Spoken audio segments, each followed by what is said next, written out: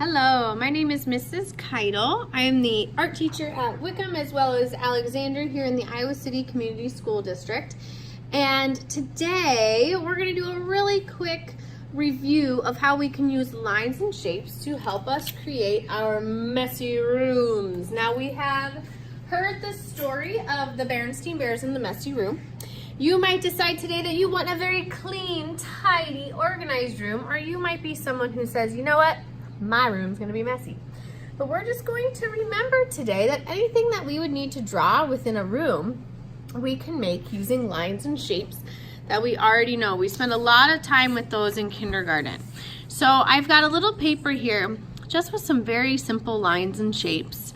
We might have lines like a big narrow rainbow line, a curvy line, wavy lines, diagonal, zigzag, dash lines.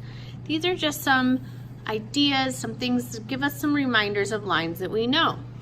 And we also know that when lines come together, they can create a shape.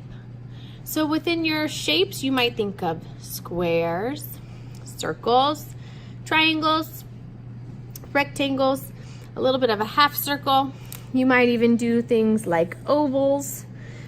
Maybe you want to do a star, if you have star details that you might be able to think of. But lines and shapes are what we're going with today. So when you're creating your messy room, you're going to start by thinking about some of the most important things. Now we need to include a bed, maybe some rugs or carpets, windows, doors. But we're going to use our lines and shapes to create all of those. For me, I'm going to start by making a line straight across. This is a horizon line. It is a horizon line because it goes horizontally across our paper, but it's going to help us see that this is where my floor is and this is where my wall is. This is just a straight long line. Next, for my bed, I'm going to use rectangles to make the little feet of my bed. These little rectangles are going up with a big rectangle going across. These are just using shapes to build. I'll make another rectangle for my headboard. Maybe I'll make a oval for my pillow. I'll think about some lines that I know, like a little wavy line for my bedspread on my bed.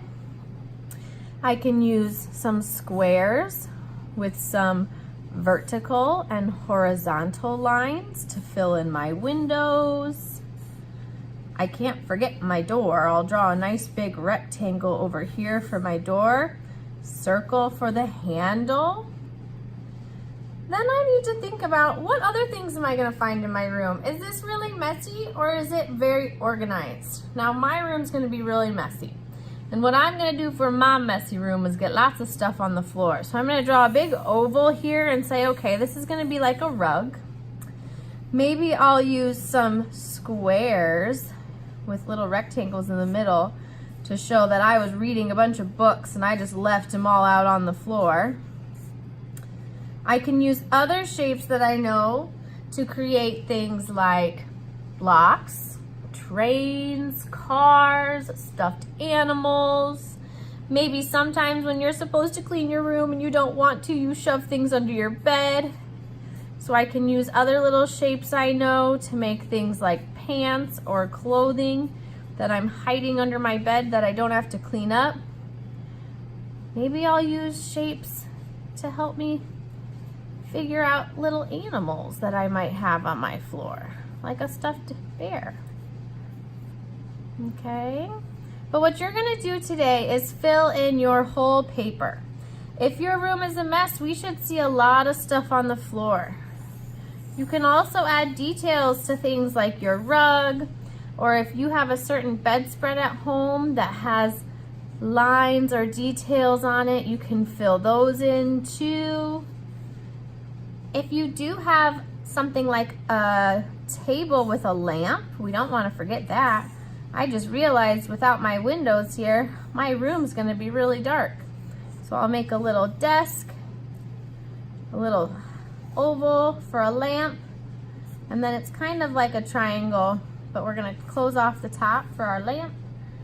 I'll do a circle on the top with some curvy big lines to say, oh, maybe I've got a fan in my room.